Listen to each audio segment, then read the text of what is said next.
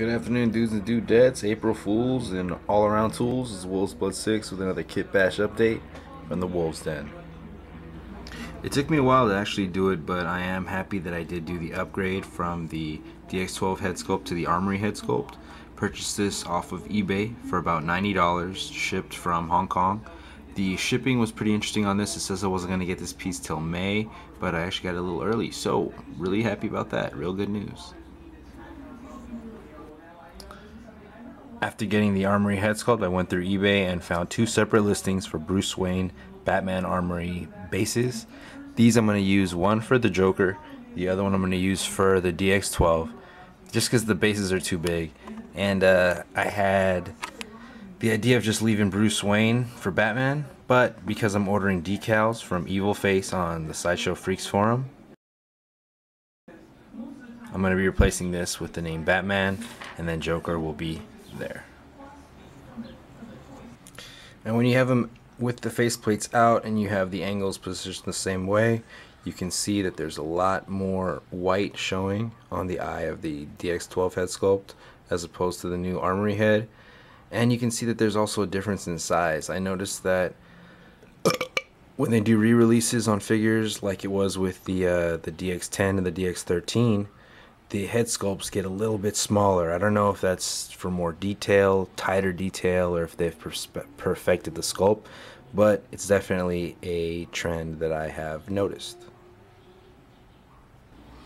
I did feel the $90 was a tad expensive for just the head sculpt alone, but a few months ago I went ahead and purchased the faceplates on eBay with a winning bid of $40.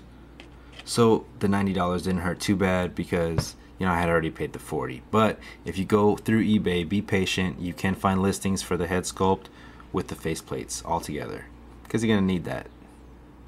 When it comes to the faceplates, using the DX12 faceplates in the Armory head sculpt, it does fit, but you can see a little bit of a size difference as far as how it fits in there. It's a little small. It is slightly less noticeable than when you put the Armory faceplates on the DX12 head sculpt. Like I noted in my previous video, the new faceplates stick out a little bit too much on the 12.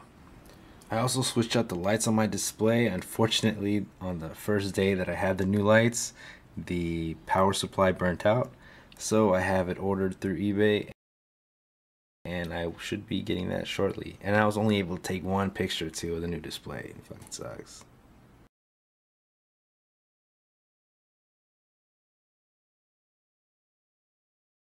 I'd buy that for $1. Special thanks to Chadman for taking a late night text. I texted him to ask about the neck post here to see if I had to replace it for the head to fit correctly, and he confirmed that I didn't. So that's one thing that you can save a little bit of cash on. Another thing is that the purse stick for the 12 still works on the Armory sculpt. What don't you fucking understand?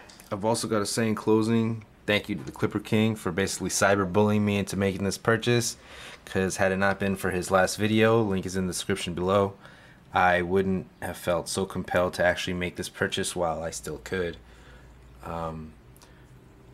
Really nice head sculpt, really happy with the purchase, really makes me feel like a new figure is on the shelf.